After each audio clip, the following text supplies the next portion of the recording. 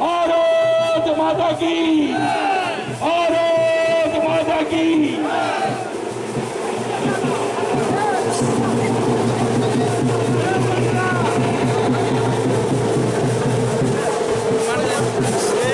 লালনাথের নেতৃত্বে মোহনপুর বিধানসভার মনোনীত ভারতীয় জনতা পার্টির প্রার্থী শ্রীযুক্ত রতনলাল নাথ আপনাদের সম্মুখ দিয়ে এক বর্ণাঢ্য র্যালির মধ্য দিয়ে মনোনয়নপত্র জমা দেওয়ার উদ্দেশ্যে মোহনপুর স্টেডিয়ামের দিকে গুটি গুটি পায়ে এগিয়ে যাচ্ছে।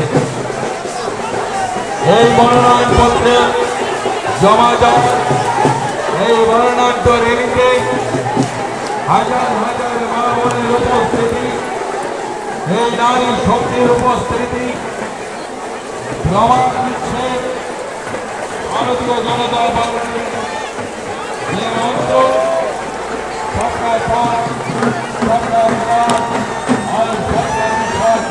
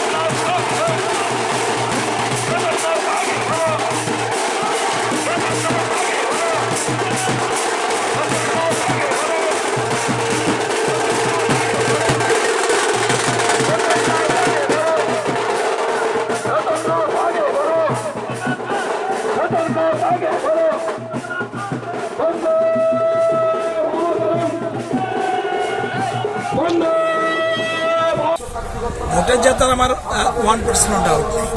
এখন প্রশ্ন হলো কত হাজার ভোটের ব্যবধানে জিতবো, যেটা হলো প্রশ্ন। ভোটে আমাদের ব্যবধান বহু ব্যবধান হবে, কিন্তু দু একদিন গেলে বোঝা যাবে এটা 15,000 ডিফারেন্স নাকি 20,000 ডিফারেন্স। আমার তো ভালোই লাগছে। জনসভা করা এটা আমার দায়িত্ব, কর্তব্য, এবং এটা আমার পেশা। জনসেবাটা আমার পেশা।